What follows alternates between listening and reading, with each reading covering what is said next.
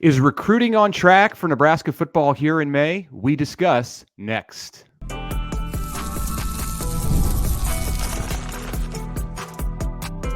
You are Locked On Nebraska, your daily Nebraska Cornhuskers podcast, part of the Locked On Podcast Network, your team every day. Good morning, and thanks for making Locked On Nebraska your first listen every day. We are free and available wherever you get podcasts and on YouTube, part of the Locked On Podcast Network, your team every day. And our title sponsor today is Monopoly Go. This fast-paced game lets you team up with your friends for tournaments to unlock awesome prizes like unique stickers for trading, cool playing pieces, and hilarious emojis to taunt your friends. Download Monopoly Go now, free on Google Play and the App Store. All right. Happy Friday. We're pleased to be joined by our first guest ever on the Locked On Nebraska podcast. Who else but Mr. Podcast, Mr. Radio Show, Mike Schaefer of Husker247. Schaefer, what's up? I'm honored, gentlemen. I'm honored to be the first guest. I assume you got a lot of no's before we got to me on the list, but here we go. Let's dive into it. Let's get locked on to Nebraska. Yeah, Mike, I want to ask you right off the bat, since your area of emphasis for Nebraska 247 is covering recruiting. You look at this class that Nebraska's putting together right now, and of course it was a big weekend in Lincoln for the spring game. Considering where Matt Rule is in building his program inside the program, comparatively, where is he at in putting together this 2025 class? Yeah, I think they're just kind of starting to hit their stride. I think there's some people that are looking at this class. They have 7 commitments right now. They're looking at it and they're kind of waiting for some star power, I think, to sort of emerge. One of the things that's really interesting whenever there's a new staff and you cover recruiting is you sort of see how they choose to go about things. And this staff, I don't know that it's always going to be like this, but I think they're assembling some of the back end pieces of the class right away. They're getting some of the early commitments that they can, pushing for guys in the area. And I wouldn't say that they're pushing really, really hard, but they're trying to get, some of these commitments like a Jackson Carpenter and a Bryson Hayes. What that does for you is when you get to a red-white weekend and you have Emmanuel Choice and Michael Terry and Cortez Mills, you basically can turn to them and be like, we have 1 or 2 spots left. Look at our quarterback, Dylan Raiola. We don't have that much, space left in our class. You can see there's other guys here. You're trying to pit some recruits against each other in a sense. You're using scarcity. So one way to do that is to create the scarcity by going out and getting the players that you think you're going to end up with anyways. And if you look at this class, outside of probably Bear Tenney, there's nobody in this group, and Tanner Turch, because he seemingly came out of nowhere, but there's a lot of examples of Tanner Turch in last year's Nebraska class. These are all guys that I think they were expecting to get, or, people would have expected them to get. And so I think because there's an absence of surprises, a lot of it to me just feels like, okay, let's go get, some of the easier to expect commitments. And then we're going to kind of build this class up. We're going to get into our big visit period with the red-white game, kick things off with that. They've got an official visitor set for May. They've got a ton of visits set in June, and they're going to be on the road all month. And then they're going to go hit satellite camps in June, and they're going to have their camps. And I just think that it's sort of a different approach than we're accustomed to. But I really think what it is they're trying to get some of the easy wins out of the way, build up the class, and then start to use some maybe artificially built scarcity to try to get some of the bigger names to jump on board. And, to me, in a lot of ways, this spring game, guys, is kind of the kickoff to recruiting season. Like, I don't think that they were full bore by any means until now. They did a great job getting guys to come in for spring practices. They did a tremendous job of that. But now they're going to be on the road. Now they're really going to be hitting it. And this is sort of when you see a lot of teams around the country start to fill up their classes. And I think Nebraska is going to be one of them. They had a big June last year, and I think they will again. That's really interesting how, creating that scarcity. I was going to ask you about the spring game and how they used it in general, since we're, less than a week, from it at this point. You mentioned the big visitors. I don't know that you need necessarily to get things to pop right off it, check boxes on commitments right away, but it does feel like they use that as not only a springboard for what they're going to do going into the summer, but also to get guys on campus and to kind of see what's going on. Like how do you think they did spring game weekend this year? I mean, I think they had an impressive group of both officials and unofficial visitors. I mean, you had 8 official visitors. You had some of the top guys on their board, quite frankly. I mean, Michael Terry, the third out of San Antonio, is a 5-star recruit on 24/7 Sports Composite. He's a guy that could play a number of offensive positions. He's someone Nebraska and Oregon basically identified before seemingly everyone else. And they're kind of reaping the benefits of that as they go up against in-state schools in Texas and Texas A&M. And those are his top 4. And that's a heck of a group for Nebraska to be in when you're talking about college football playoff participant in Texas, a contender in Oregon. The school probably, I don't know my Texas geography that well, but I'm assuming San Antonio to College Station is closer than San Antonio to Austin. Maybe it's not. I don't know. It's somewhere in that range. But they're both a couple hours. Yeah. And so you've got proximity there. And what Nebraska has is the relationships that they've been able to build. And I think Michael Terry really likes Garrett McGuire. I think Michael Terry really likes Matt Rule. And that's how they're in that conversation. Now, is that going to be enough? I don't think so. I think it's going to be really hard to pull a guy like that. Now, if you keep that conversation going, as we saw into last December, you never know when a 5-star can jump in to the fold. But that was a unique situation with Dylan Raiola. But I think they did a nice job with a guy like Michael Terry. But to that end, going after your high-end guys, then you look at a Dawson Merritt. That's someone who had a fantastic visit weekend. He came out to Nebraska a few weeks prior. They've been out here. He and his dad have been out here 3 times. Nebraska made the visit happen in a short period of time because he found out a couple days before that the weekend opened up. His dad, Dave Merritt, is the defensive backs coach for the Kansas City Chiefs. And he kind of went to Andy Reid and was like, look, my son would like to take an official visit this weekend. We know it's a draft weekend. Is that something we can make happen? And Andy Reid told him to go.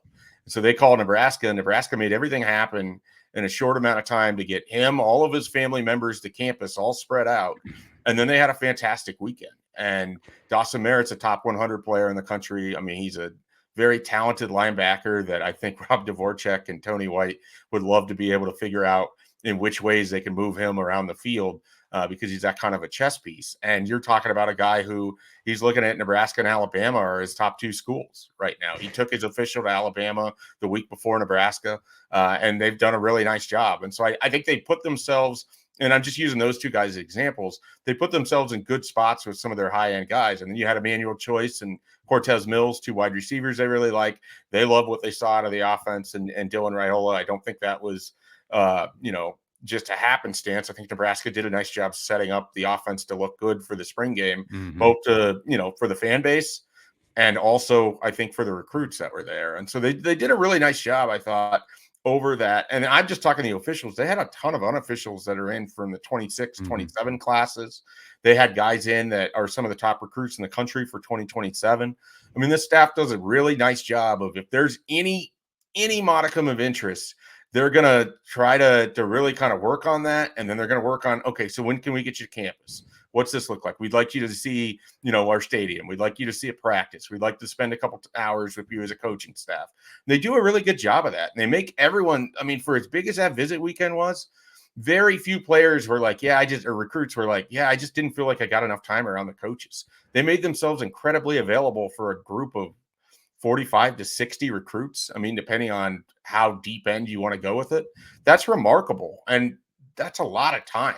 They spent a lot of time Friday, Saturday, Sunday working recruiting during the spring game weekend. Yeah, a minute or so left in this opening segment, and we'll get to some quarterback talk after the break. But I want to ask you one thing, Mike. Last year in May, Nebraska was in a similar spot, low number of commitments, maybe a little higher this year, especially in comparison to where it needs to get with the entirety of the class. But, Danny Kaelin came on board at the end of May and served as a real catalyst, I thought, for that 24 class. He was around Lincoln every weekend when they had officials and unofficials on campus in June. And it's why you saw, or it's a part of the reason why you saw double-digit number of commits jump on board in June and early July. Is there somebody out there that you see as a candidate, either an in-state guy who has a big name or somebody out of state who can have a similar impact on the 25 class? I don't know if you can expect a similar impact because it's sort of the stuff that Danny was doing.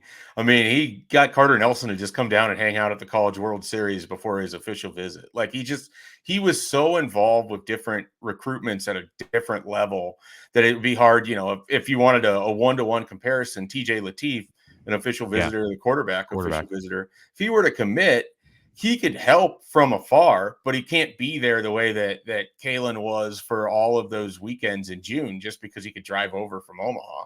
You'd love to get Christian Jones, your biggest in-state player, on board, but I don't know that he's going to be the same kind of peer recruiting person that Daniel Kaelin was. I don't know if they're going to necessarily have that. Now, I will say one of the reasons you push for early commitments from the Caden Vermosses and Tyson Terrys and Jackson Carpenters, those guys can be around, and they play different positions. Caden Vermoss has been very, very involved in peer recruiting, and he's a guy that, at least in state, I mean, obviously Pierce Mooberry, his high school teammate, hears from him all the time, but so does everybody else. And it's not just the 25s; he's talking with the 26s, the 27s. They're really hitting that hard. But I don't think there's going to be a Daniel Kaelin like impact from the peer recruiting standpoint. Yeah. All right. After the break, more with Mike Schaefer from Nebraska247.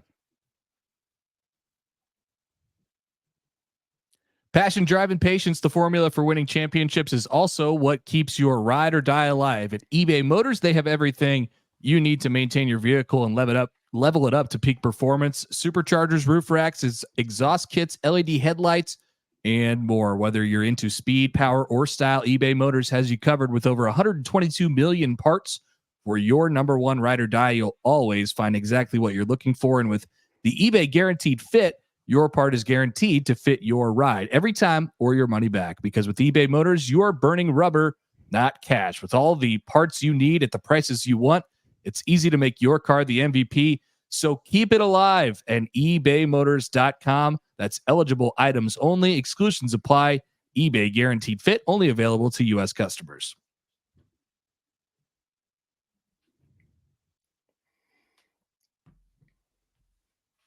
All right, welcome back. Segment 2 with Mike Schaefer, our guest on the Locked On Nebraska podcast. Mike, thanks again for joining us.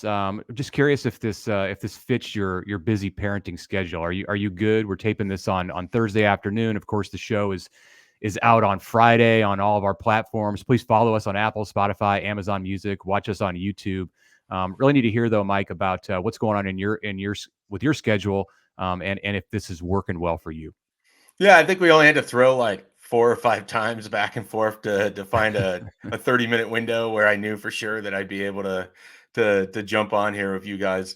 I definitely have a different view of what it's like to try to work from home or have any kind of schedule when you have a small child who does not care about whatever you have going on. He just wants to be fed, or he wants to be held, or sometimes he just wants to scream, and you just get to experience that. But it's it's definitely been a little bit of an eye-opening experience, and has made me significantly more sympathetic to especially single parents. I mean, I'm blessed to have Shelby around as much as I do. The people who have raised a kid by themselves, I salute you. Incredible work. Like, we're over here using grandparents all the time. Like, it's tough, but fun too. It's rewarding whenever I manage to come up for air. You'll get to graduate at some point onto the place where you're just carting them around at all times to their own social engagements and sports activities, and hopefully you'll get the joy of being able to coach your kids in sports. I know that's been one of the great joys of my life for the last 6 or 7 years, and it's short lived because once he turns 15, even 14, that's those days are numbered. Yeah, well, I look forward to being an unpaid Uber driver when I get my opportunity. Absolutely. Here. Maybe Hudson will be a 5-star quarterback one day, and he'd talk about him on this podcast. Yeah, I mean, it's possible. That wouldn't be weird or anything. He seems like he's more set to be an offensive lineman because he's inheriting his parents' foot speed, and he's pretty big. I'm not gonna lie. He's lengthwise, he's a large child already. We'll see if that continues. I know Vers and other people have already offered to start training him at an early age. So. Nice. That's huge. You know who else was the son of an offensive lineman and turned out to be a pretty good quarterback? I do want to ask you, Schaefer, about this Nebraska quarterback situation. And we all saw what we saw last Saturday at Memorial Stadium in the spring game and the unveiling of Dylan Raiola. What is this situation with Raiola coming in as a freshman, and you have the incumbent with Haarberg, and then of course you have another freshman who doesn't take a back seat to a lot of quarterbacks out there his age. Does this remind you of anything that you've ever been around and watched at Nebraska, whether it's at the quarterback spot or just something else that's happened here? Not really. I mean, there's no real comparison to the last time they started a true freshman and Adrian Martinez. I mean, you had Tristan Gebbia, but he hadn't played. Yeah. You didn't have, so he's probably the Daniel Kaelin comparison here, if you will. But there was no like Haarberg like figure to sort of operate off of in 2018, and they were starting relatively fresh at that time. There is no real comparison. The other thing that makes it sort of I don't know what the right term here is, but it just makes it stand out even more is two of these guys are in-state quarterbacks. I mean, how long have people clamored to see like a local guy just get the opportunity to be a quarterback at Nebraska? And you saw Riker Fife and Ron Kellogg in walk-on roles where they've emerged. And Heinrich Haarberg last year emerges because of an injury to Jeff Sims. And then you have Daniel Kaelin. And so you have that whole narrative over there of the native son thing going on. And then you actually have, the other native son who's the son of someone whose name is on the stage. It's you couldn't put a weirder combination of things together. And I'm just like continually fascinated by it because I think everybody wants him to come or to go into the portal and grab another quarterback. And they seem really hesitant to do it because I think they like their room a lot more than what it seemed you would think from the outside looking in.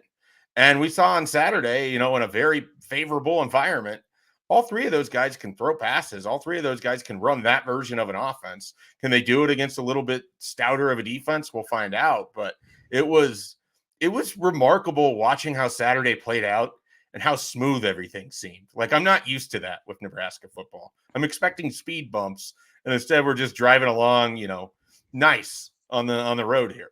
Schaefer, I'm really interested because I mean, obviously the quarterback play is going to be upgraded this year, but like, also, the situation around the quarterback is going to be upgraded this year. Like, it seems like immensely at this point.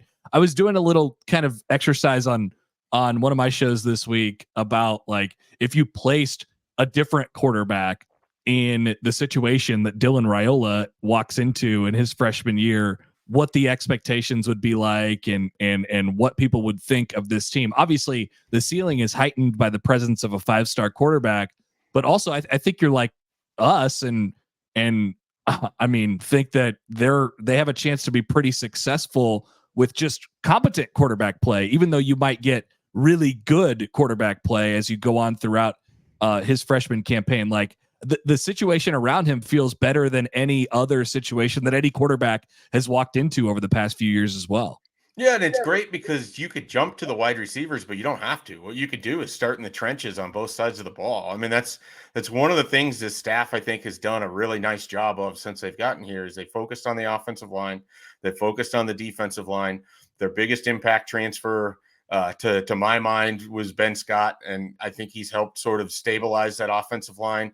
They got a great spring and a good fall out of Bryce Benhart, who comes back as a super senior for you. And then the other interior spots, you have some really interesting pieces. You went and got another guy in Mazuka to potentially help you there. Teddy Prohaska remains kind of I don't want to say question mark because I think he's your starter, right? But like, what version are you going to get? Are you going to get the guy who stonewalled Aiden Hutchinson for a half against Michigan before getting hurt? Or are you going to get the guy who has kind of been up and down since that injury, and you wonder where he's at mentally? But overall, that offensive line just feels like such a good picture relative to what quarterbacks have had to play behind. I mean, think of what Casey Thompson played behind 2 years ago. And then what Dylan Raiola or Heinrich Haarberg or Daniel Kaelin experiences right now. And then on the other side of the ball, they built that defensive line that kind of feels like the strength of the team in a lot of ways that it helps set the tone for the rest of the defense behind it. And so then you're giving a quarterback a scenario where it's not like, okay, you got to go score 37 points every game to have a win here. You've got a defense that can play with you. If you can marry and complement each other here and play complementary football, you have a great chance to win games. I mean, there's not a lot of these recent quarterbacks that Nebraska have had either a good offensive line or a defense that you can trust is not going to let the score get too far out in front of you. And then we get into the wide receiver part of it. And that's the most fun because they have some guys in that room that I mean, they have more athletic talent in that room than it felt like they had previous several years. And I have really high expectations for Jalen Lloyd. Like, I'm having to stop myself from saying I expect him to be an all-conference wide receiver. But guys, I kind of think he's going to be an all-conference wide receiver. Like, I really do. Yeah. I if he can get the ball enough to make that happen. The thing. He's got to have. You've got Jamal Banks and Isaiah Nayor. Yeah.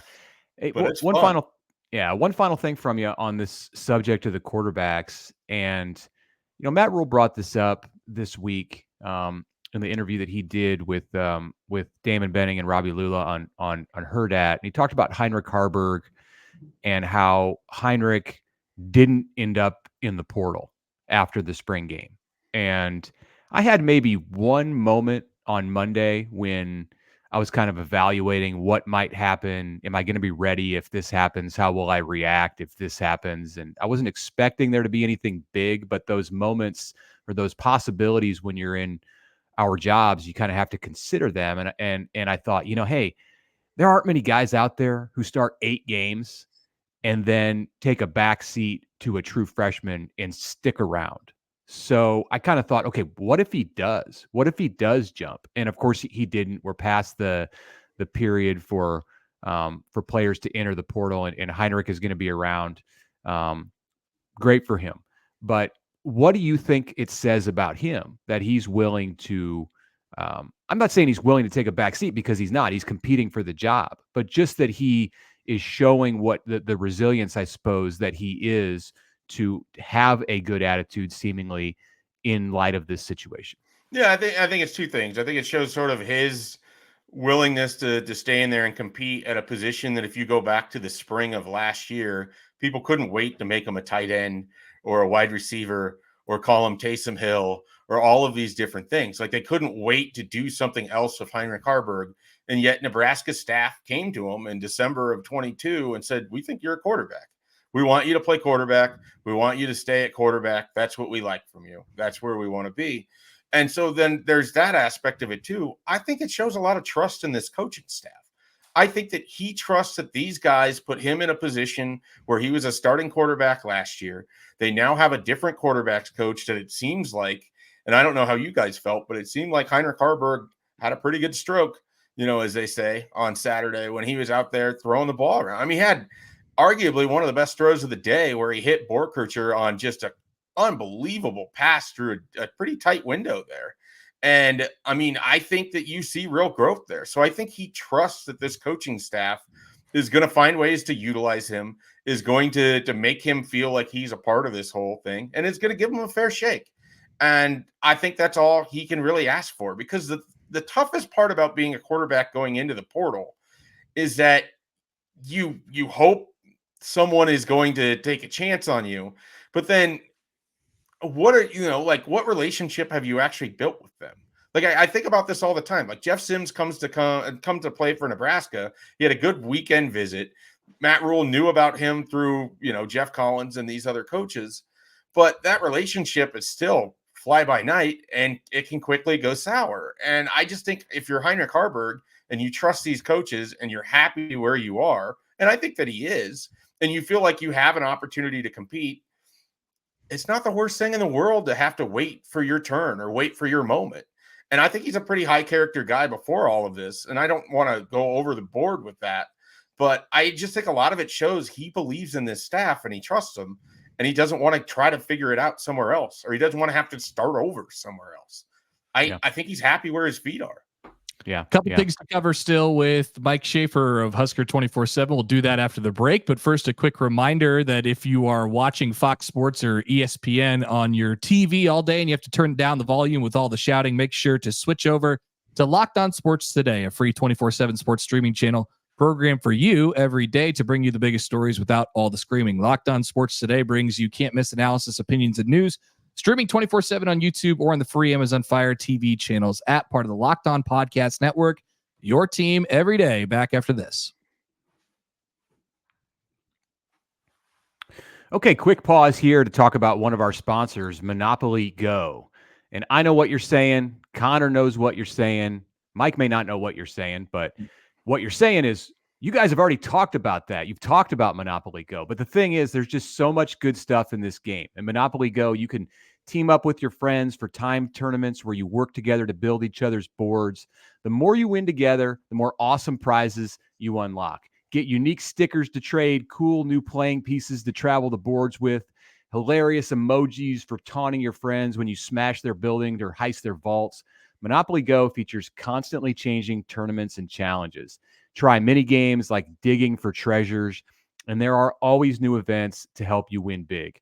Something fun to discover in Monopoly Go every time you get online. So get off the bench and download it now free on Google Play or the App Store.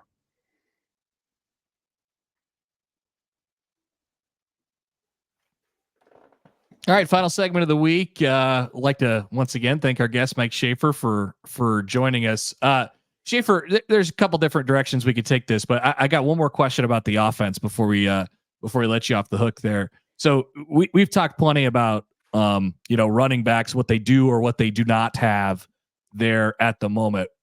Given the rest of the situation around that position, whether it be quarterback, wide receivers, offensive line, all of which you've already talked about here. I guess what's your comfort level with the spot right now, and what kind of production they may get out of the position when we get to the fall?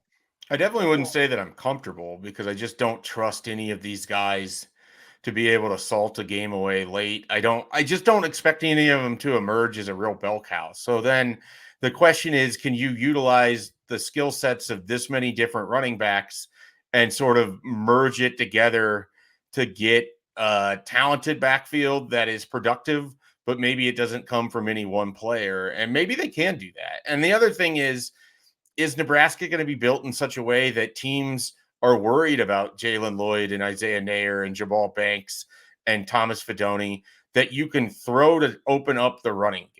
Because one of the things I think they can do, and I thought they blocked up pretty well the couple times they ran it on Saturday, was that inside quick hitting run out of that shotgun. And I feel like Emmett Johnson can run that well. I think Ramir Johnson showed in 2021 that he runs that pretty well. So I look for them to try to utilize other ways to set stuff up. It felt like last year, a lot of conversation about how the run was going to open everything else up in the offense. Never really truly got there for a variety of reasons. I don't know that I would look for them to be, loading any of these running backs up or expecting the run to open everything else up.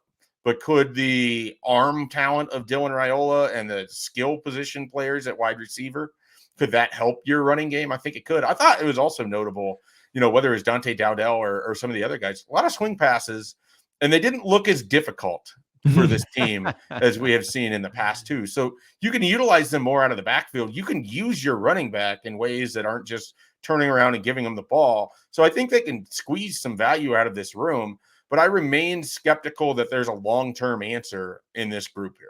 How about that little swing pass thing? I don't even think it was a swing pass. It was like a forward handoff about 8 yards that Raiola threw to Caden Echternock, the tight end walk on out of Bellevue West. And I saw somebody remark that it looked like a shortstop just kind of shuffling the ball to the second baseman to start a double play. He just took about a one step drop out of the shotgun and just shuttled that thing over, and it was right in the tight end's belly. And that's almost part of the run game. It's such a safe pass, but it's not an element that you've seen from Nebraska at all in the pass game. Well, because timing has always been such a difficult thing for this offense going back into, even the Mike Riley era to a degree. Like just watching them attempt to run a screen pass in the last decade, is you usually end up seeing two linemen collide with each other somewhere along the way. So I think part of Saturday that stood out to me is the timing on the offense looked effective in a lot of ways. Like guys were in the spots they needed to be. The routes were crisp. The ball was where it needed to be on the time that it needed to be. It wasn't perfect, but compared to where the timing has been on some of those things in recent years. Part of why they struggled so much with the screen passes, they couldn't get the timing down. Like, you couldn't get the ball out at the same time that the running back is supposed to be at a specific spot. And so everything just looked off. It didn't on Saturday. And that would be another way that, again, you can utilize that running back position and extend your running game, even if it is a pass. Schaefer, I'm with you. Sorry, go ahead. Mitch, before we let you go, any thoughts on random no-hitters or anything that the basketball team has done before we get you out of here? It's interesting because it hasn't been the exact way I think people would have drawn it up for the transfer portal grouping that Fred Hoiberg has put together. But I think he's in Michael Brunt's parlance, checked a lot of the boxes here that they needed to bring in the players for this team. I would still feel a little bit better if they had another rim protecting big, or their athleticism. You went and got a little bit more athleticism in your front court. But the rink mass news that came out on Thursday, obviously really big. It shows that he was playing through a pretty difficult knee injury, and it's part of why he was not particularly effective at stopping teams driving late in the season. So that remains my biggest concern. But I think they went and they got some shooters. Like, I think they're going to be able to continue to run an offense similar to last year. I look for Bryce Williams to take another step forward. But I think they quietly have put together a solid group of transfer portal additions. I just still worry a little about the rim protection. Yeah. All right. Thanks so much to Mike Schaefer of Nebraska247 for joining us today on the Locked On Nebraska podcast on a Friday. We'll be back, Connor and I will, without Mike, on Monday. We'll talk more about that rink mass decision to have surgery and miss all of the 2024-2025 season. We'll get into some Nebraska baseball. Can the Huskers extend their momentum from that no-hitter against Kansas State when they go on the road against Minnesota? Big series in the Big Ten with Purdue and Indiana playing each other in West Lafayette, the co-leaders in the Big Ten, one game ahead of Nebraska. So maybe some more insight into where Nebraska ends up in the Big Ten standings after this weekend. Want to tell you now about Locked On and how it's launched the first ever national sports 24/7 streaming channel on YouTube, and it's now available on Amazon Fire TV and the free Fire TV channels app. Locked On Sports Today is here for you 24/7, covering the top sports stories of the day with local experts of Locked On, plus our national shows covering every league. Find Locked On Sports Today, now available free on the Fire TV channels app.